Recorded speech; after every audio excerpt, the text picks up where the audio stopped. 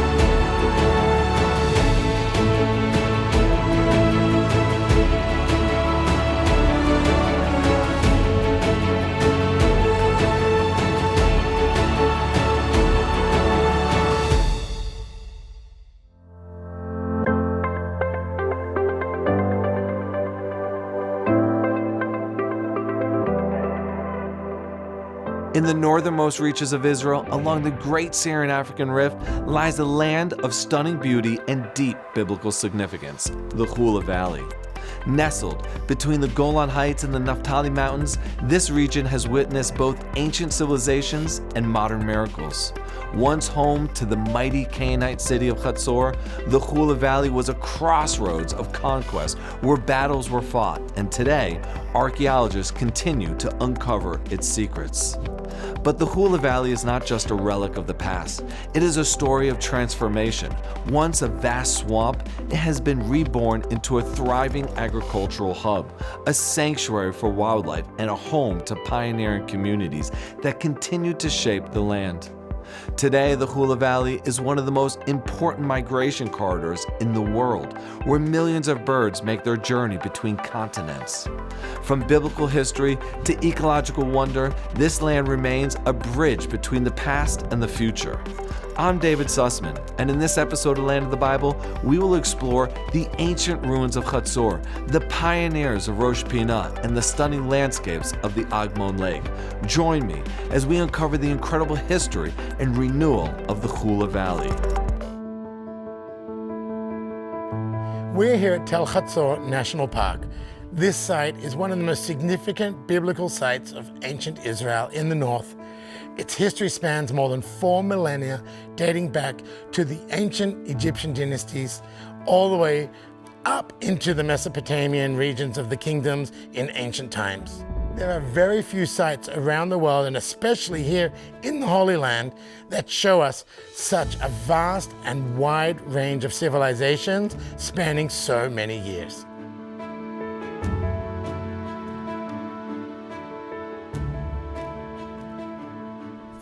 The story of the Hula Valley and its formation is one that dates back more than 250,000 years ago. You see, Tel Chatzor itself sits on a very unique plateau called the Korazim Heights. And on this, we also had volcanoes, which are no longer working or flowing, but the flow of lava, which turned into basalt, is part of the creation of the Hula Valley itself. Because you see, where we are is about 70 meters above the Hula Valley, which is approximately 250 feet.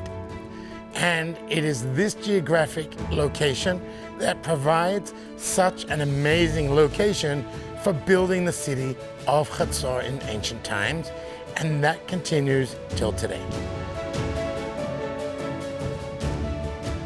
The Chatzor stream, which sits just at the edge of the park, is the major source of water for this city. The water system here is an amazing feat of ancient engineering. You go down almost 60 meters, around 200 feet, to reach the natural aquifer under the rocks. We know that it was dated to the 9th century. This was the period of King Ahab. The ancient kings of Israel in the First Temple period were the ones that helped build most of this city. The ancient source of water itself was tapped into by King Ahab, who used it to supply the city with fresh water.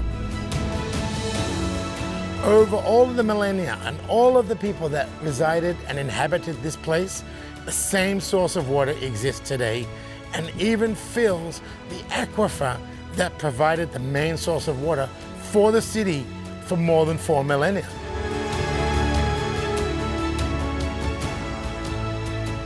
The ancient city of Chatzor is the largest archaeological site in the north part of Israel and is one of the most significant sites of ancient Israel, especially when we're talking First Temple period. The ancient kings of Israel, Jeroboam, Ahab, Jeroboam II, and even going back to Solomon, all had control of this city.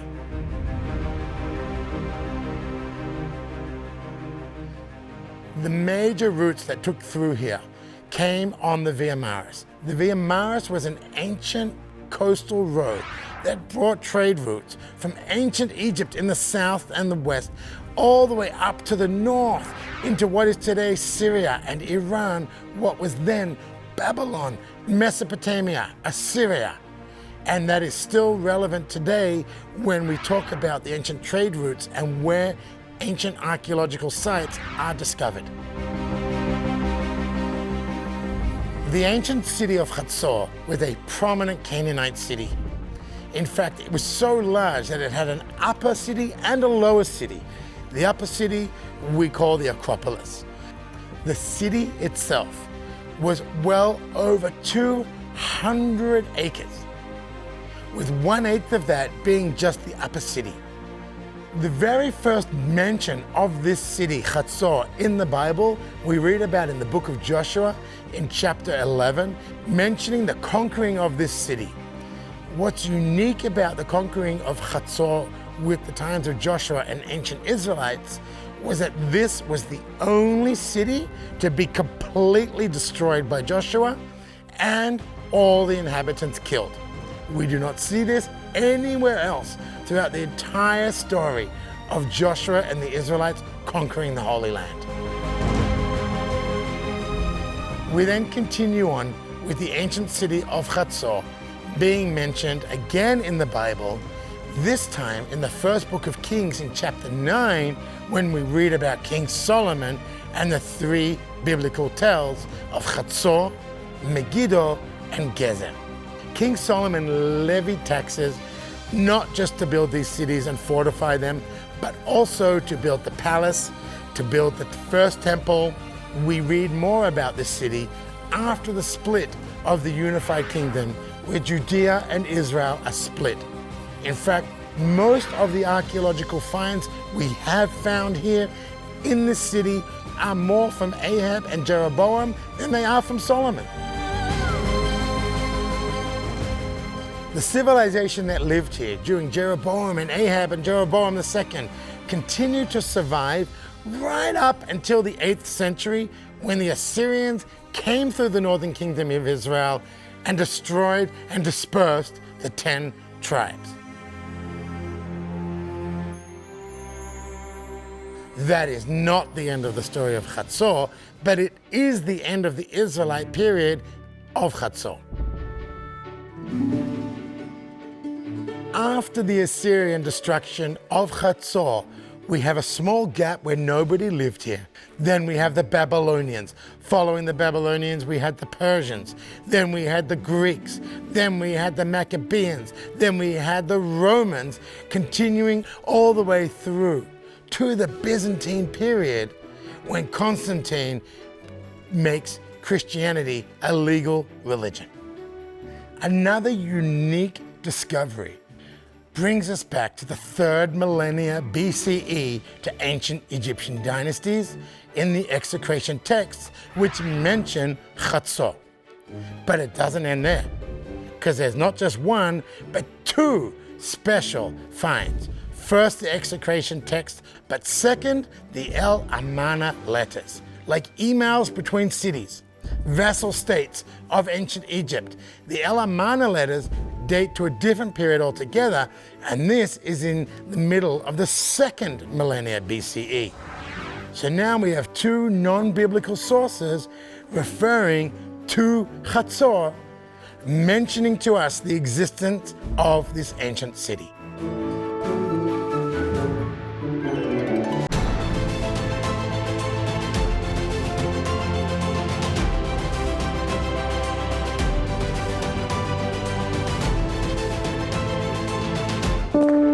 Imagine walking where Jesus walked, where faith comes to life. Feel the Bible story unfold around you, from the green Galilee to Jerusalem's ancient streets. Experience the serene and welcoming land of the Bible, where miracles happen. Put your heart where His footsteps are. Visit Israel.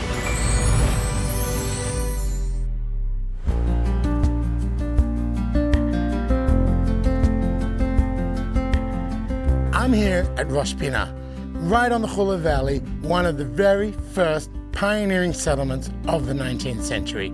Here we're going to discover what happened, who lived here, who built the place, and how it's begun to thrive in the modern era.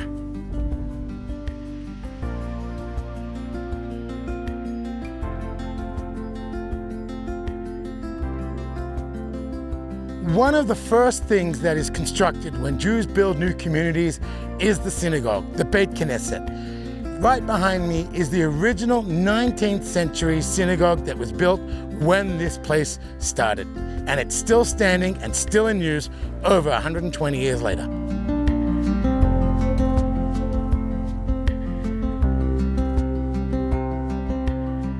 The original city of Rosh Pina was established in 1878 and was called Gei Oni.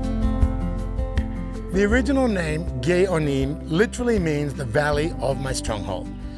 However, this original settlement didn't last, clearly wasn't strong enough.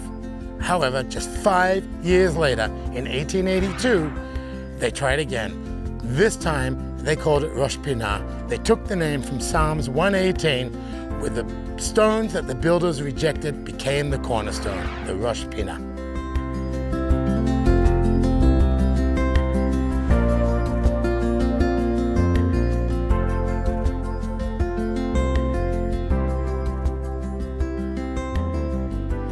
This beautiful, quaint street that I'm walking on right now in Hebrew is called Rehov HaRishonim, literally meaning the first street, and that's what it was. This was built in 1882 and literally was the first street in this place. I mean, look at this, country living in the hillsides of the Hula Valley. It's amazing. How beautiful is this? Basalt staircases, firewood chopped and ready to go. This, for me personally, is country living at its best. Quiet, peaceful. The Arabs and the Jews got on together. Remember, guys, we're talking about the 1880s, the 19th century. Things weren't as political as they are today, and that is one of the most unique things that make this place so special, was that they got on so well with their neighbors. Arabs, Jews, even some Christians, all lived peacefully side by side.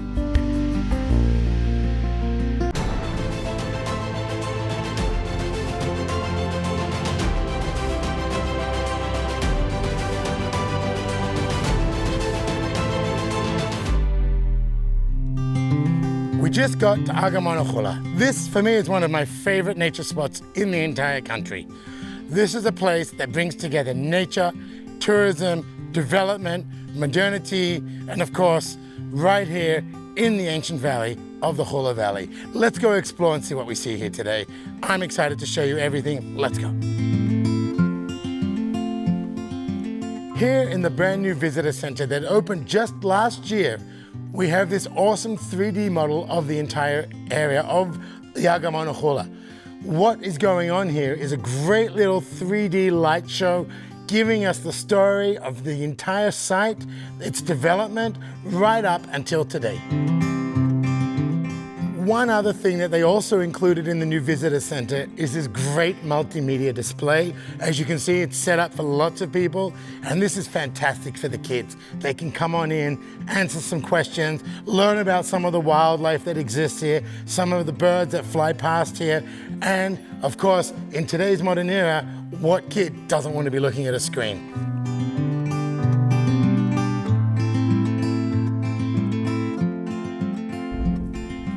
I am now standing on the original canal of the banks of the Jordan. This was the original route that the Jordan River took that came through the Hula Valley, created the swamp, and continued on the other side towards the Sea of Galilee, the Kinneret, which would then, of course, continue south down the Jordan River all the way to the Dead Sea. Right underneath me is still the Jordan River, the original route of the Jordan River. And right here is the point where it connects to the Agmon Lake and fills it up.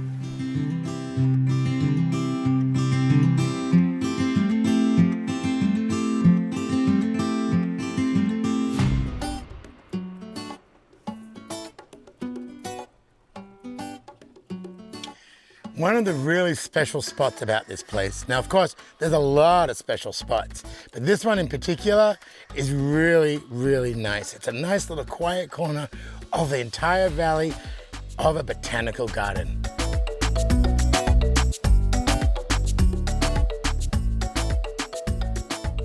The botanical gardens that we're walking into right now were specially designed to show everybody what plant life lived around the swamps that were here in the past, that many of them are extinct. One of the most important ones that was here plentiful was the papyrus reed, which we can see all around the botanical gardens. Another one that they brought back was the water lily, which sits right here on top of the water next to us as we cross this bridge.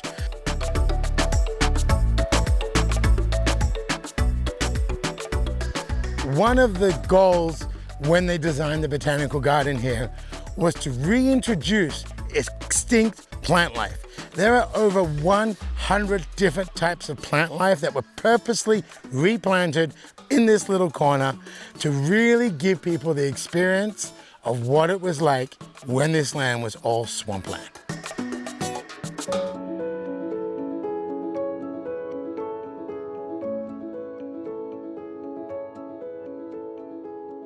Agmon Hula, where we are right now, actually opened officially in 2003.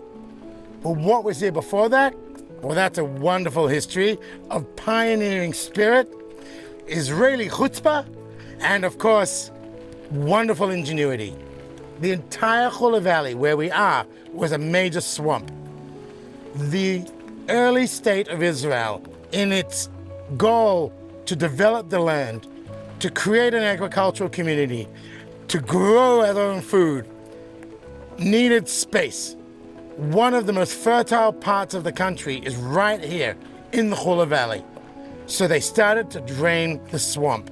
It was a massive, massive undertaking in the 1950s.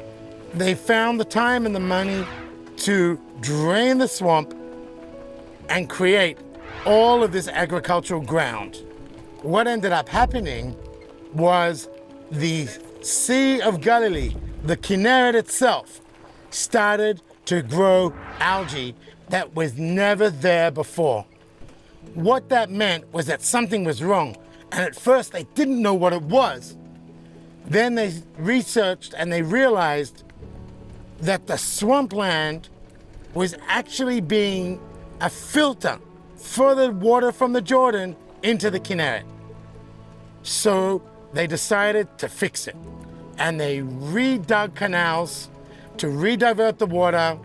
They reflooded some of the area, and of course, after a few years, the Kinneret, the Sea of Galilee, returned to its freshwater state. The algae had disappeared, and they had resolved one of the biggest problems of the time. That created the beautiful Kinneret waters that we still drink today. The side benefit created this wonderful natural reserve for wildlife and also for the flora. This continued to show how important it is to look after the nature that we have, the very limited water supply, and how important it is to keep up with preserving these sites. Because the second largest bird migration in the entire planet is right here between Africa and Europe. And we, right here, are smack bang in the middle of it.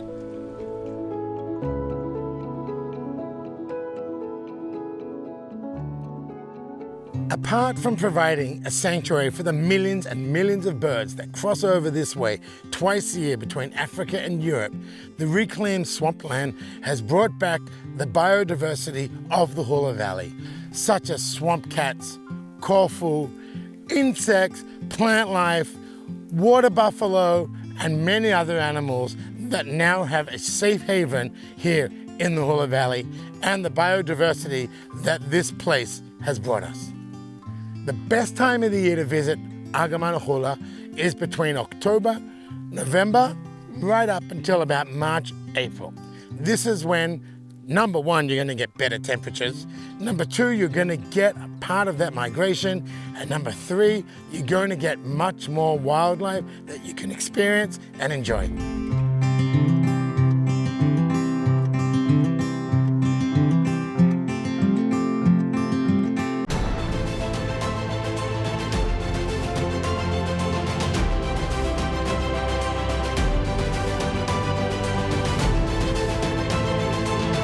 I will bless those who bless you, God promised Abraham. Embrace this covenant by connecting with the people of Israel. From Jerusalem's stones to Galilee's shores, experience living faith through their traditions and hospitality. Your journey is more than visiting biblical sites. It's about hearts that welcome your friendship. Your presence matters. Discover Israel.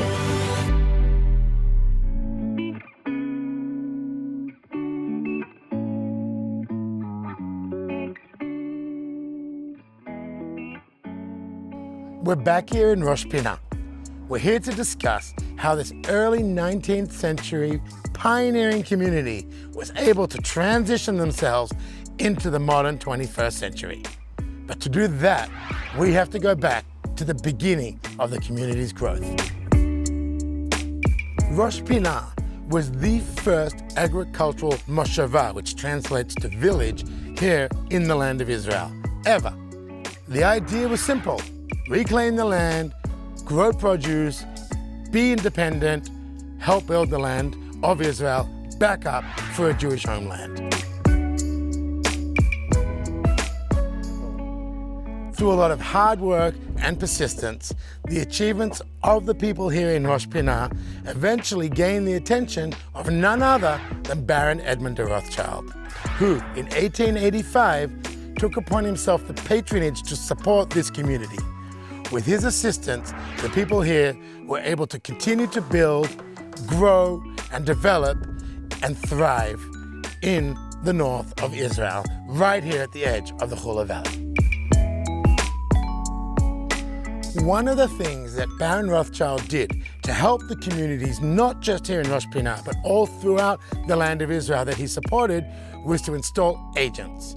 These agents in Hebrew are called kidim, pakid, and their job and their role was specifically to be there for the Baron himself, to help administration-wise, to help with the distribution of stipends, but also to help educate the community who were in the process of building an agricultural lifestyle. And this was one of the major things that Rothschild did to make sure that this mission was going to be a success. Right behind me is that agent's house right here in Rosh Pina, still standing over 120 years later.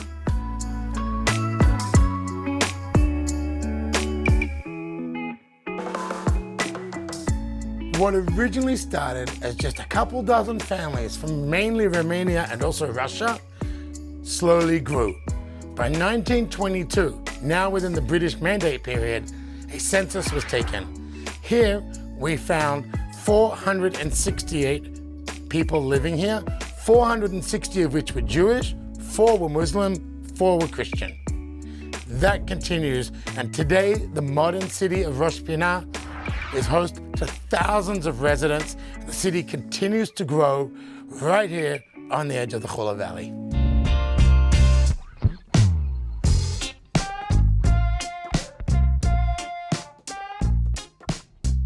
Walk with me as we explore the new city here at the edge of the Hula Valley.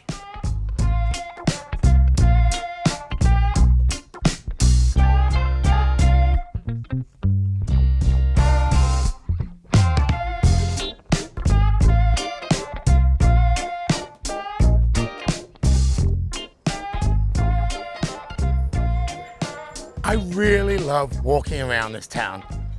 Even though we're in the modern period, the city decided to keep the architectural style of the 19th century. And with that, we keep the quaint, the feel, the ambience, the vibe of this pioneering community. And that's one of the most beautiful things I get to experience walking around here.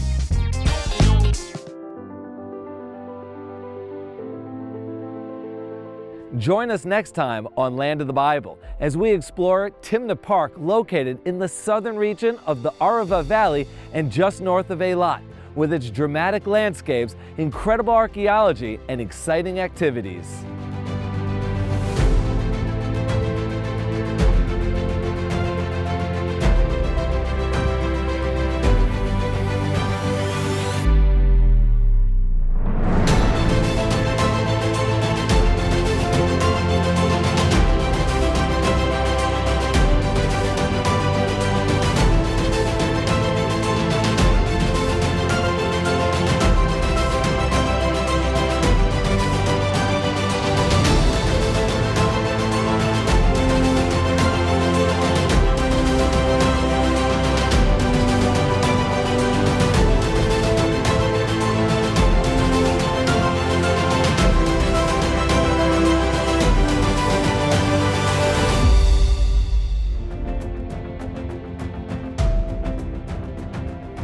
The Hula Valley is a place of renewal where nature and history intertwine.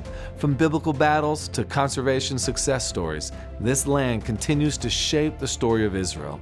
Thanks for joining us, and make sure to join us next time as we connect you to the people, places, and land of the Bible.